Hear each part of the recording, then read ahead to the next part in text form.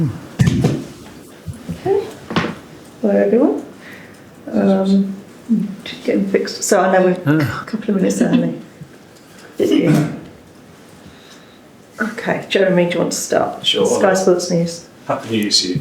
How was it? Happy New Year to all of you. Stormy on Wednesday, stormy and rainy, but I had a nice New Year's Eve and first time celebrating into New Year here in London, and it was quite nice. Great stuff. So Chelsea next. Are there any new illness or injury issues for this match? Yeah, Will Hughes is not available. He injured in the Southampton game. I mentioned it afterwards. He had to be stitched on the top of his foot, and it's just too swollen and too painful, so he can't wear a boot right now. So he's not available, and Chalobah is not allowed to play because he's a loan player from Chelsea. So that means those two players have to be replaced, and Mark Gay is back, and that's the positive thing.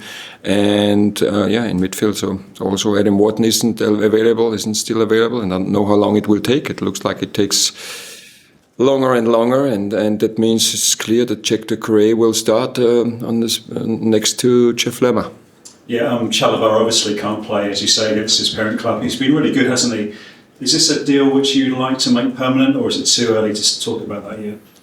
At the end, like always, and now it's January, and just to mention it at the beginning, it's always a deal happens if three parties are happy with it. So, two clubs and the player, and if this happens, that all parties want to have a deal and agree to a deal will happen, and if not, it won't happen. And here's the same with Trevor. He's doing really well for us, and he's I think we were very, very consistent in our defending line, and with Dean Henderson as goalkeeper as well. And Trevor also scored now 3 goals. What we always say, like, is extra for a defender, and so he has 3, Lacroix has 1, Marquet has 2, so this is very important for us. The 3 centre halves have 6 goals, and if you take Dani Munoz, then we have 8 from our back 5, and this is 40% of our goals we scored, and it's important that we have also defenders who can score goals. You mentioned Will Hughes. He's one of your players whose contract is up at the end of this season. Is there any news on a new deal for him, and do you think he'll sign one? I don't want to talk about details, but I'm very confident and convinced that Will play at least next year for Crystal Palace. He's some player, isn't he?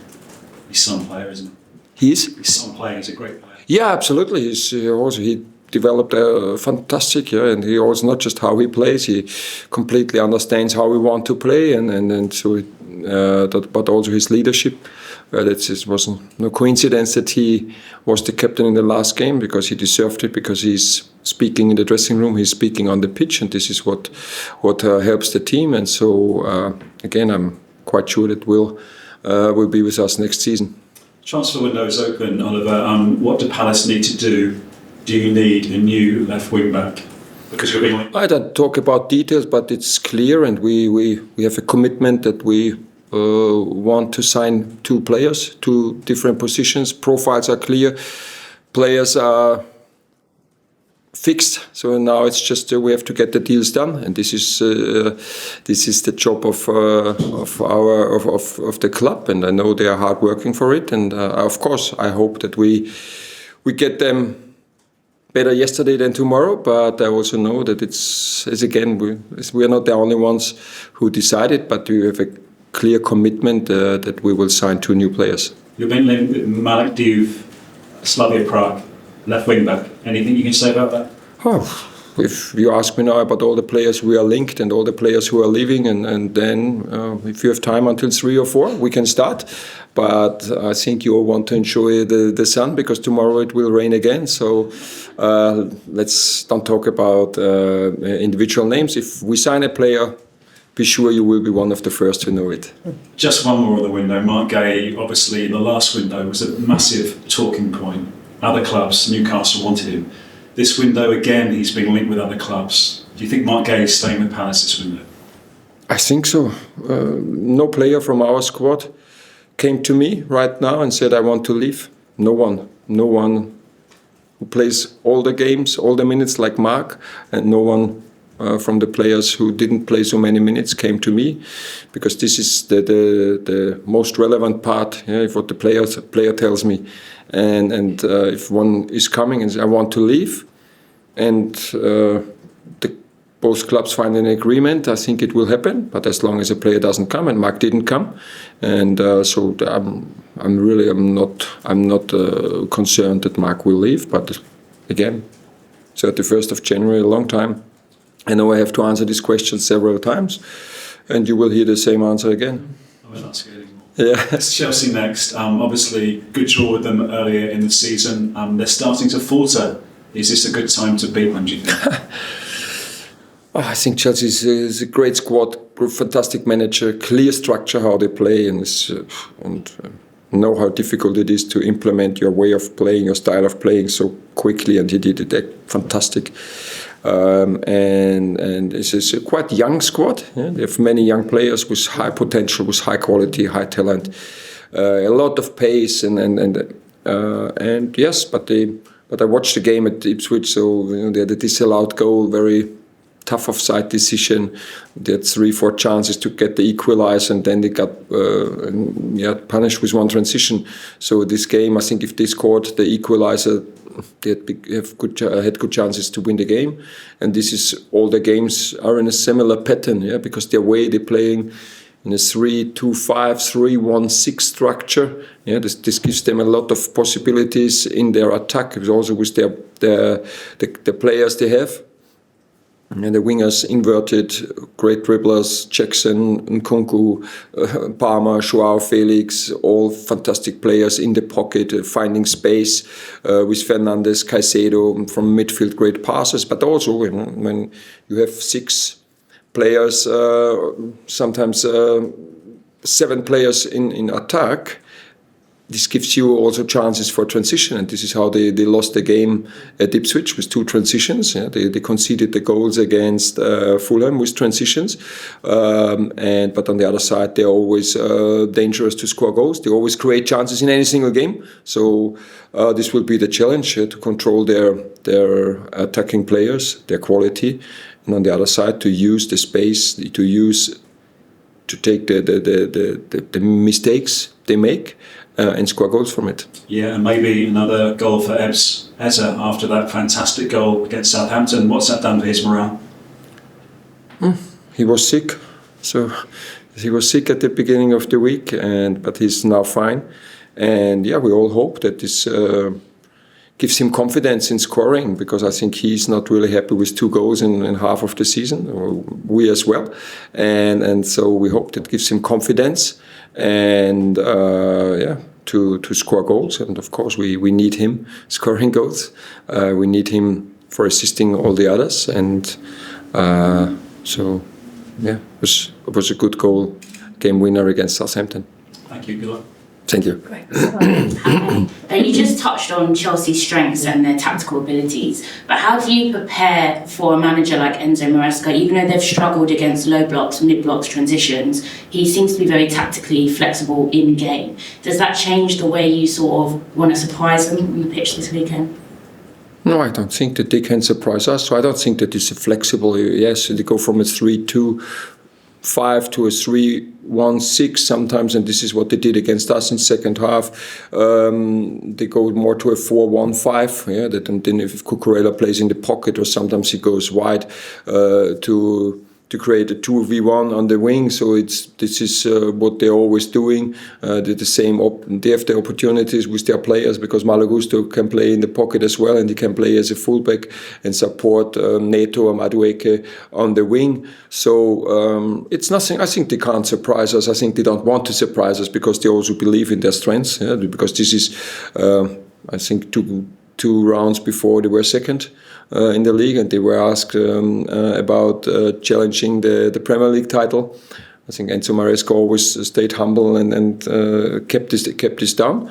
But again, it's a clear structure, a lot of possession, short passes, also having traps that giving them the pocket, and then finding these players like Cole Palmer, like Joao Felix, and then they are so good, and with the first touch to turn and make pressure on the defense and finding the right moment for the pass and then creating chances and goal and scoring goals.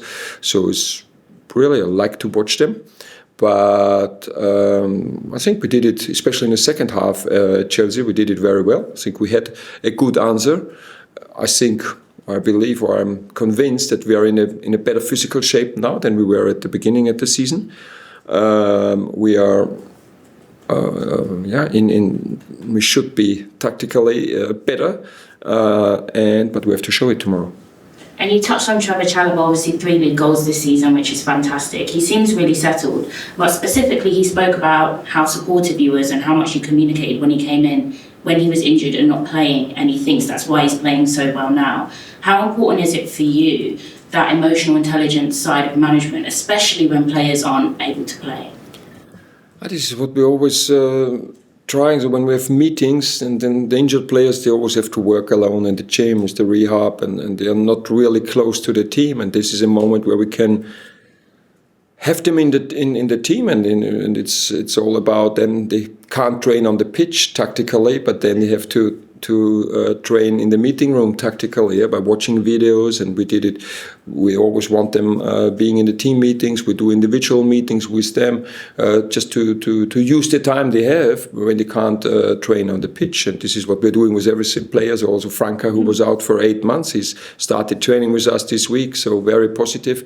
But also, if you don't hear 8 months, how we want to play tactically, what we demand, especially from the players in his position. He starts with null, and now he starts with the tactical understanding, and now it's a transformation on the pitch, and this just makes it easier. But I think this is also as part of rehab. It's not just getting the knee fit or the groin fit. It's also getting the mind of the players fit, and this is a huge part of rehab. And lastly, it's a big London derby. The fans love coming out. It always seems to be a very entertaining match. A lot of draws actually between both teams. What's your message to the supporters ahead of the match? Please support us again, like you always do it, regardless if we play at Selhurst or in a away game, and we will do everything. I can promise we will do everything to win this game, to end the season with 3 points, and to start not end the year with 3 points and start the new year with 3 points as well. So this is what we can promise, and I just wish the same support like always. Thank you. Thank you. Rachel from PA. Just one for me. New England manager starting his new job this week, visiting Tottenham, I believe, first off. Eze is a player that doesn't lack internal motivation. Obviously, he spoke about that after he scored. He said he always believed in himself. But when you know you have that new boss watching, does that give any of those guys circling that England squad a little bit of extra motivation to really kind of kick on this next couple of months? I don't know. We didn't talk about the English national team. I think it's important for any player to perform for his team. And if you perform well for your team, you will be called up for the national team. So this is the way. It's never, it's not I play for England. When you play for Crystal Palace, you play for Palace. And if you perform well, you get called up for England. And regardless if it's who is the manager, this we could see. And I think there were several managers in the last years. Was Southgate, then was Carlisle, I think, the interims manager. And everyone picks the players who are in the best shape, and therefore you have to perform in your club, and this is what every player has to do, and then they will be called up. Of course, we're always happy when there are many players from us called up, and let's see what this Thomas Tuchel will do. So I don't know. Fair enough. Thanks so much. Thank you. Thanks a lot. That's the end of the broadcast section.